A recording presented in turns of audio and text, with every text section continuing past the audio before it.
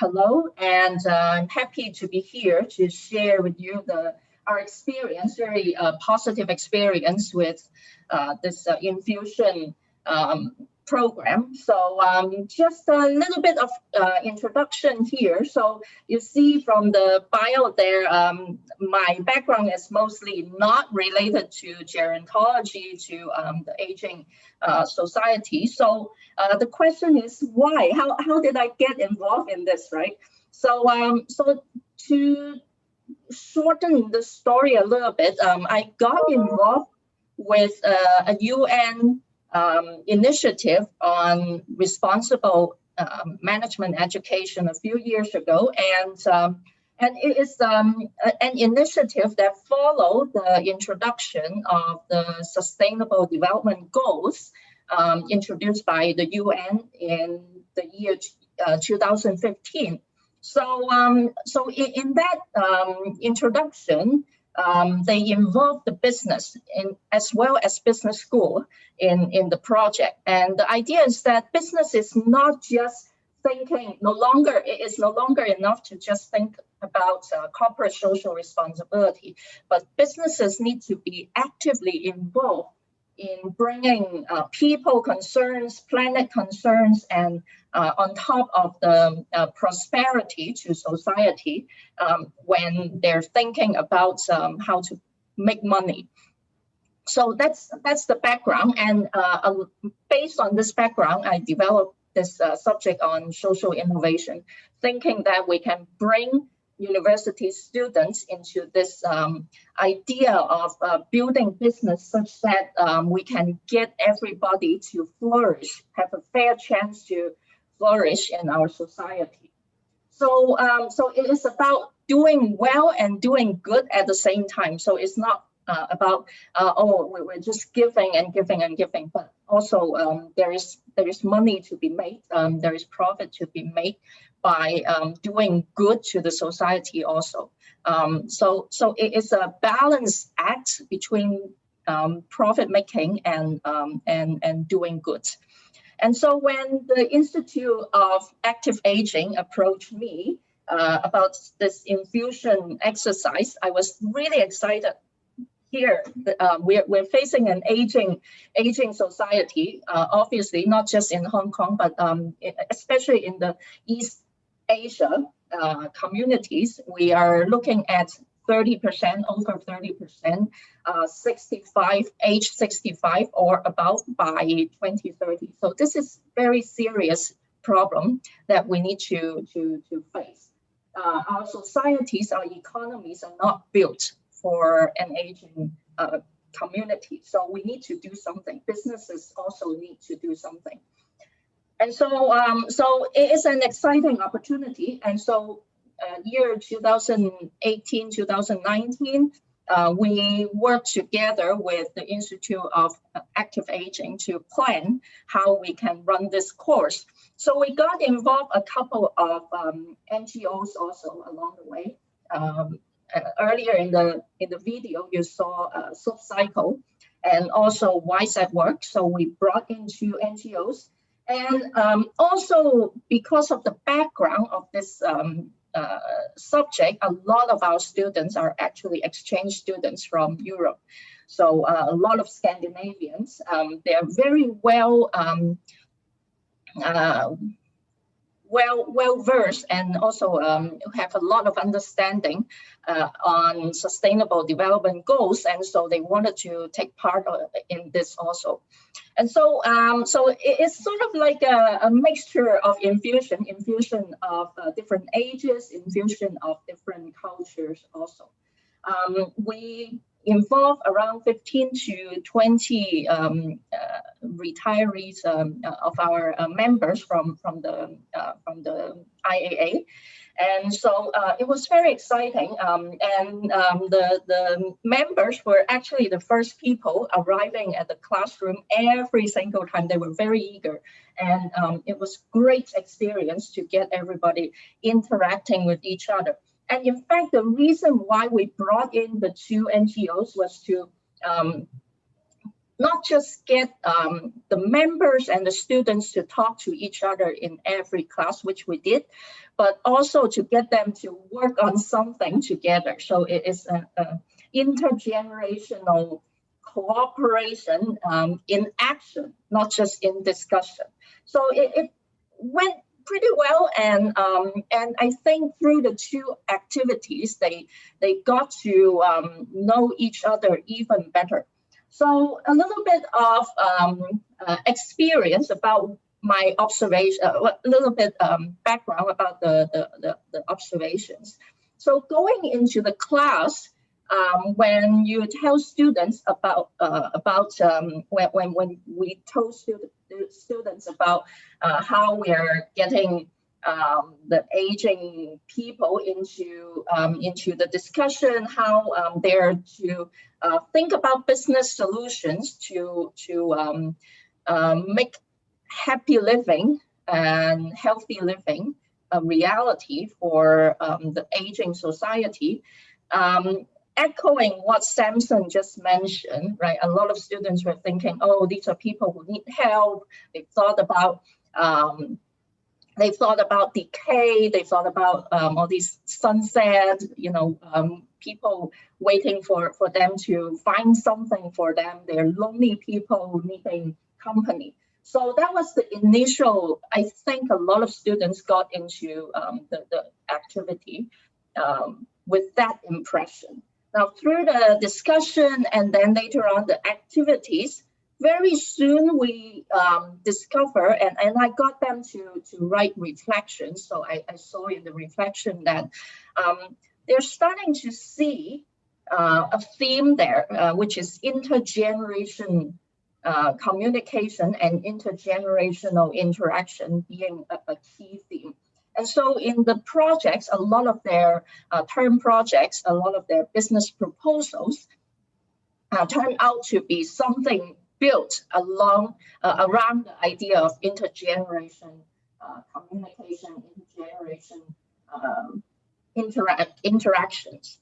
So that was a change that I could sense, I could observe throughout the class. So they turn from older people needing help to older people being part of the solution. So that's a big change. And another thing is that a lot of these students got into the class knowing something about aging society. So it is at the back of their mind. And they knew something about their grandparents, what they are doing, but it's never something that is at the forefront of their minds, right? So if you're thinking about these university students, they graduate by the time they're leaders of the society, they're facing a very, very aged community. So that's actually what they need to have, not at the back of their mind, but at the forefront of their mind. So it's about triggering this thought, hey, this is something that we need to think about now, instead of 10 years down the road, 15 years down the road. And so, so another observation coming out from this class was that they were not thinking about this problem, but now they're at least thinking about it on and off, on and off. So quite interesting observations and quite hopeful also. Now, we ran this course in the second half of 2019. So unfortunately, the classes got disrupted by the social unrest, and everything went online before the COVID even started. And so it posed a little bit of challenge, especially since we got a lot of exchange students. And so people dispersed back to their home country, and then everybody got try to work on the project across time zones and so on. So it was a bit challenging, but they came through. So they came through with quite interesting projects. We uploaded the projects to YouTube for the members to judge, because we we say, well, these are your customers, these are your clients, so let them be your judge, be the judge, whether they are going to pay for your services, whether they're going to pay for your products. And the members were very generous with their time. They provided very, very insightful comments for our students. So in the end, there was also this third observation that, you know, it's the benefit is not just one-sided, not just for the aging people, but also for the younger people. So it is benefits for all.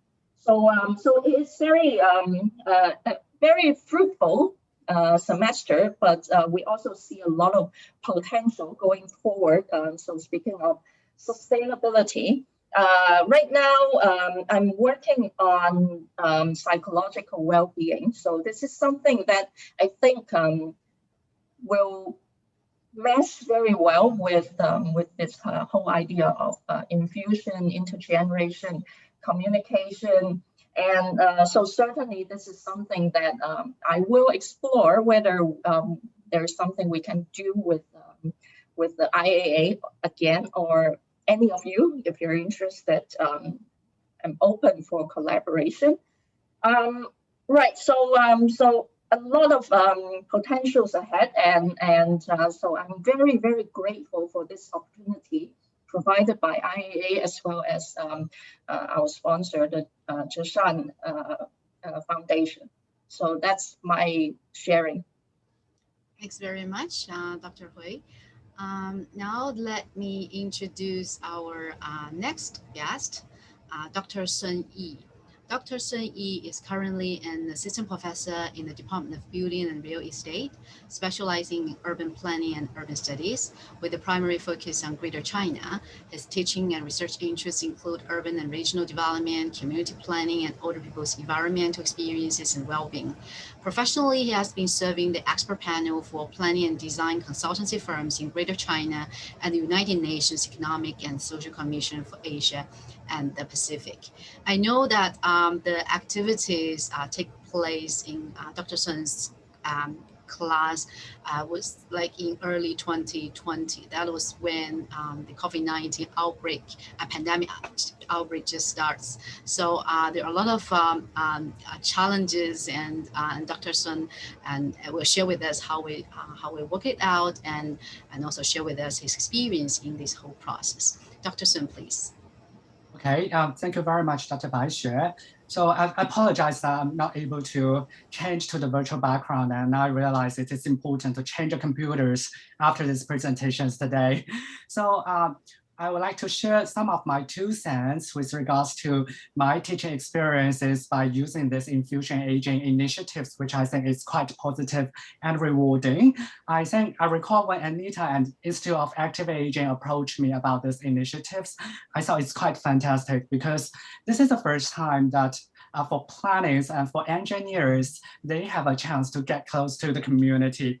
So the basic ideas I want to promote by taking advantage of this initiative and IAA's member is to let older people themselves, who has a lot of local knowledge, to share in front of the class, so that we can create something. We can create a collective ownership of knowledge. At the same time, we want to encourage our students to share more sympathy with older people and with the community. I am a town planning by training, and for most of people, when we talk about urban planning, it's about the functional, where to put the streets and where to put the buildings. It's about greening areas, it's about heritage, housing, so on and so forth.